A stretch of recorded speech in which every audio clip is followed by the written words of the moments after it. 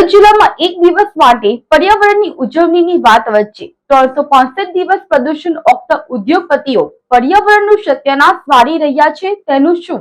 જુઓ અહેવાલમાં। 5મી જૂન વિશ્વ પર્યાવરણ દિવસે સમગ્ર ગુજરાતમાં મનાવવામાં આવે છે। સરકારી બાબુઓ એક દિવસ માટે વૃક્ષારોપણનું વાવેતર કરી ફોટો સેશન કર્યા બાદ વૃક્ષોનું જતન થાય છે તેવી માવજત થાય છે ખરી? તે પછી માત્ર પર્યાવરણ દિવસની ઉજવણી કરવા માટે વાહવાહી જ મેળવાય છે। ભરૂચ જિલ્લાના 9 તાલુકા પૈકી 7 તાલુકાઓ ઉદ્યોગોથી ધમધમે છે, જેમાં સૌથી મોટી ઔદ્યોગિક નગરી અંકલેશ્વર માનવામાં આવે છે।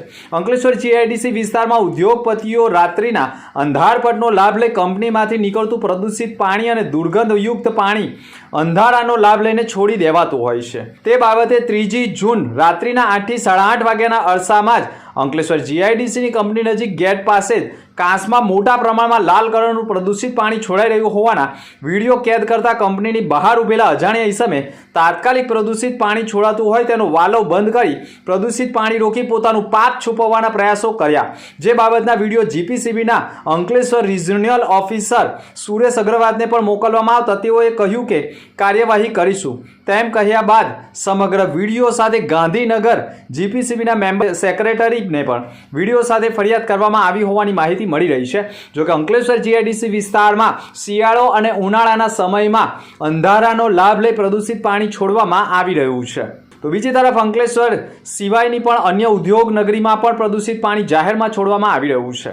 વાગરા પંથકમાં પણ અનેક વખત પ્રદૂષિત પાણી ઉદ્યોગોમાંથી છોડવામાં આવવાના કારણે જળચર જીવોના મોતો પણ થયા હોવાના આક્ષેપો પણ પર્યાવરણ પ્રેમી ઇમ્તિયાઝ પટેલે પણ કર્યા છે।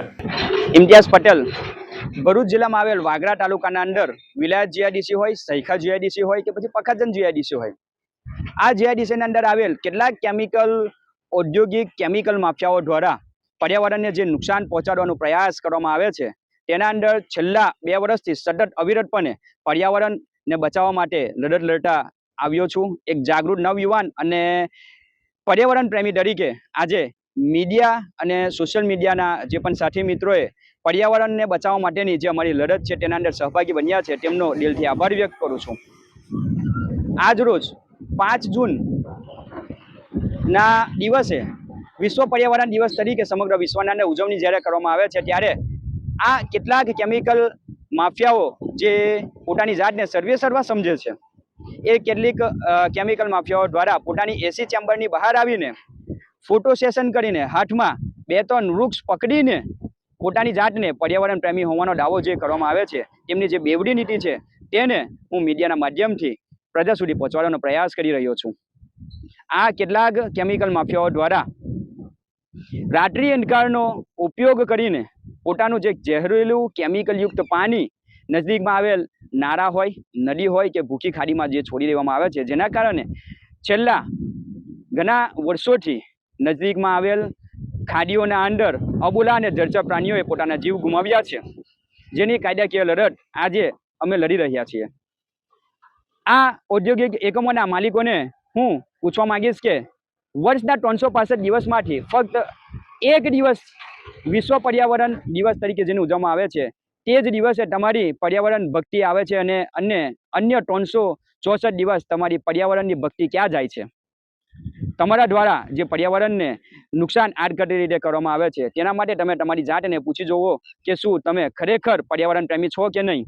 કારણ કે તમારી ઊંચી ચીમનીઓમાંથી અત્યંત દુર્ગંધયુક્ત જે વાયુ સ્વરૂપે ગેસ છોડવામાં આવે છે, જેના કારણે નજદીકી જે ગ્રામ્ય વિસ્તારો છે તેનું વાતાવરણ દુર્ગંધયુક્ત બને છે અને કેટલાક વ્યક્તિઓ અને કેટલાક પ્રાણીઓને આંખોમાં બળતરા અને શ્વાસ લેવામાં અનેકવાર તકલીફો પડી છે, જેના બહાર કિસ્સાઓ ભૂતકાળમાં આવી ચૂક્યા છે। આ કેમિકલ માફિયાઓને હું વિનંતી કરીશ કે તમારા દ્વારા જે વર્ષના 365 દિવસમાંથી જે એક જ દિવસ પર્યાવરણ ભક્તિ કરવામાં આવે છે, તેને તમે વર્ષના 365 દિવસમાંથી 365 દિવસ તરીકે અમને શુદ્ધ હવા, શુદ્ધ પર્યાવરણ અને શુદ્ધ પાણી મળે એવા પ્રયાસો કરો।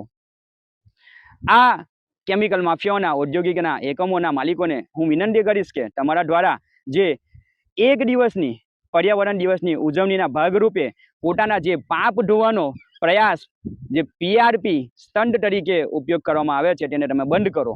ભરૂચ જિલ્લાના અંકલેશ્વર જીઆઈડીસી વાગરા વિલાયત દહેજ જંબુસર પાલેજ સહિત ઝઘડિયાના જીઆઈડીસીઓમાં પણ હજારો ઉદ્યોગો ચાલી રહ્યા છે.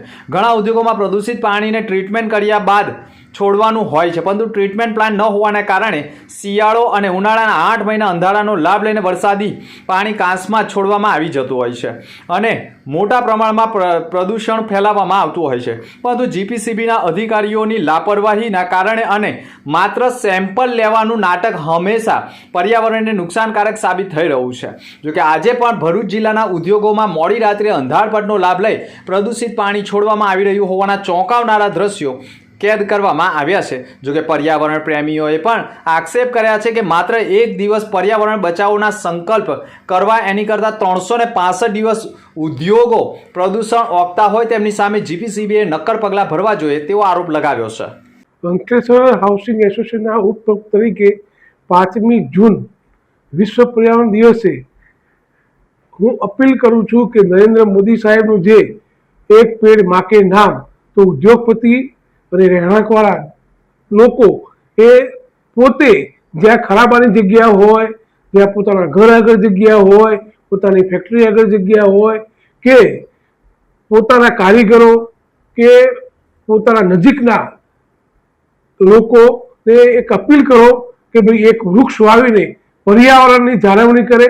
અને આજે અંકલેશ્વરની અંદર જે પ્રદૂષણ છે એ પ્રદૂષણ જો વૃક્ષો બધા વાવશો તો પ્રદૂષણ ઘટશે એવી હું સૌને અપીલ કરું છું. 5 જૂને આપણે વિશ્વ પર્યાવરણ દિવસની ઉજવણી કરવા જઈ રહ્યા છે. સમાચાર માધ્યમ દ્વારા આપ સૌને વિશ્વ પર્યાવરણ દિવસે અભિનંદન પાઠવીએ છીએ. આ દિવસે સરકારી વિભાગો અને ગેર સરકારી વિભાગો દ્વારા વિવિધ પ્રોગ્રામો કરવામાં આવે છે, વૃક્ષારોપણ કરવામાં આવે છે.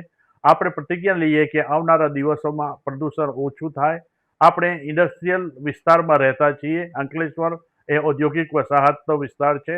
અહીંયા આપણે વારંવાર જોયું છે કે ચોમાસામાં અને ચોમાસા સિવાયની ઋતુઓમાં પણ પ્રદૂષિત પાણી ખાડીઓમાં અને નદીઓમાં જાય છે, જેના લીધે જળ પ્રદૂષણ પર ગંભીર અસરો થઈ રહેલી છે. વાયુ પ્રદૂષણની પણ ફરિયાદો થતી હોય છે. આપણે બધાએ એક સહિયારો પ્રયાસ કરવો જોઈએ કે આનાથી પર્યાવરણને વિપરીત અસર ન થાય. આ થતી ઘટનાઓનું તંત્રનું ધ્યાન દોરવામાં આવે. આ બાબતે અમે સમાચાર માધ્યમોને અભિનંદન પાઠવીએ છીએ કે આ બાબતે બહુ સહકાર આપતા રહ્યા છે અને આવા પ્રશ્નોને ઉજાગર કરતા રહ્યા છે. ભવિષ્યમાં પણ આપ આ પ્રયાસો ચાલુ રાખો એવી અમારી અપેક્ષા છે અને પર્યાવરણને કંટ્રોલ કરવા માટે આપના પ્રયાસો ચાલુ રહે એવી અમે અપેક્ષા રાખીએ.